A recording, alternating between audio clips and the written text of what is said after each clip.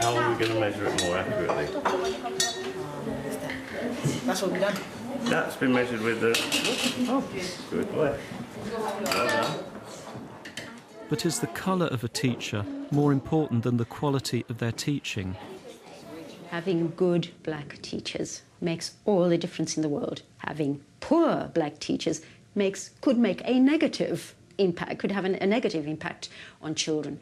But a good black teacher can empathise possibly with these children in a way that a white teacher may not be able to, simply coming from the very same experience, being able to understand the cultural issues that the children experience.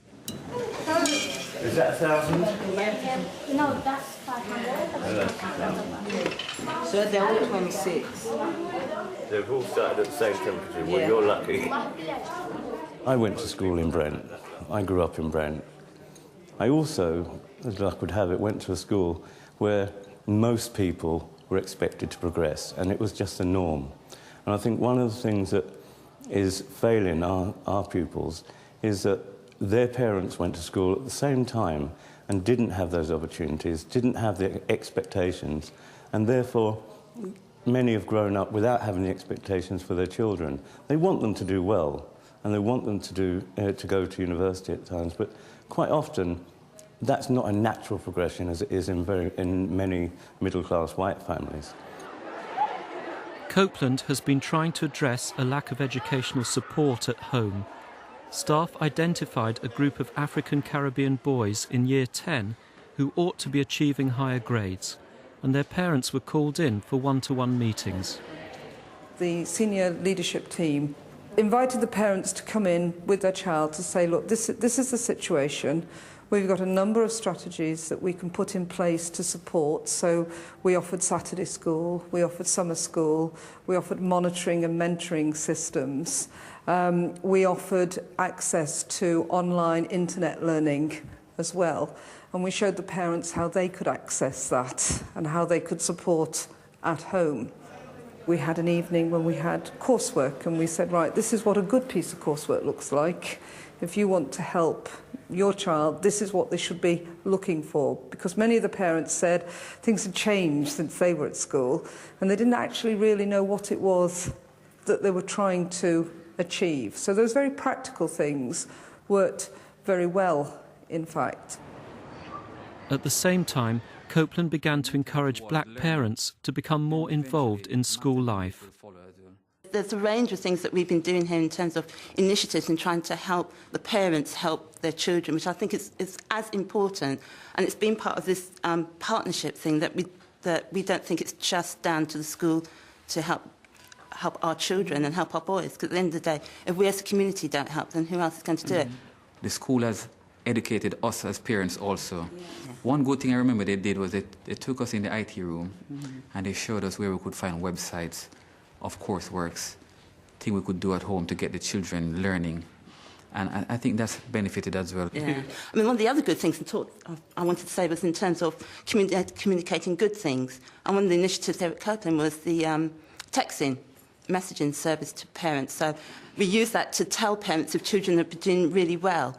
And that has gone down reasonably well. When we've looked at that in the focus groups, that's gone down quite well in terms of giving good news. It's the positive strokes as well as just the negatives. We need you to come in and talk to us about things. There's a gentleman I know who was talking about his son. And he'd come home in the evening. Have you done your homework?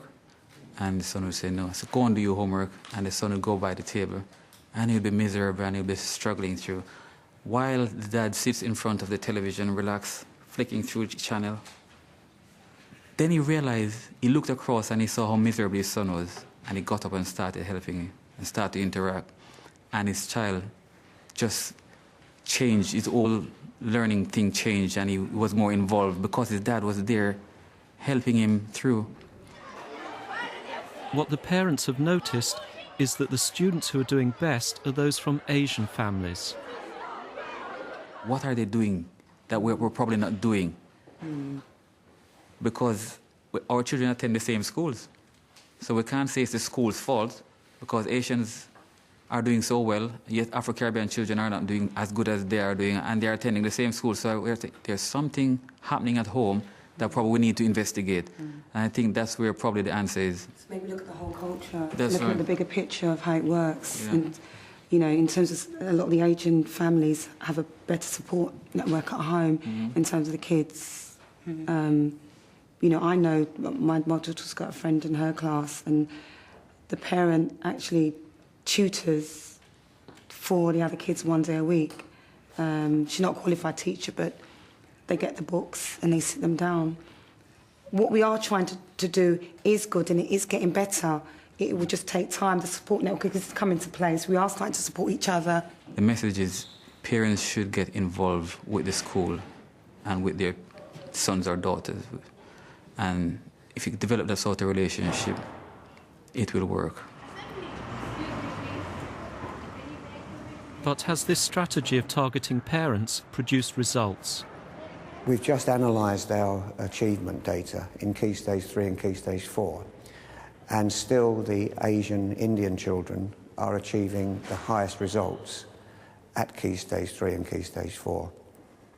But through checking carefully on the Caribbean students and the African students, their trends are getting better. They're not as high as they should be, but we're going in the right direction. At Culverstone, teachers have also found that communicating practical skills to black parents works. I'm a keen believer in demystifying learning as much as I possibly can. So I take every opportunity I can when I meet with parents to try and make sure we're speaking about the same language. If someone isn't doing well in reading, what can you do? Where is it we want to take them on?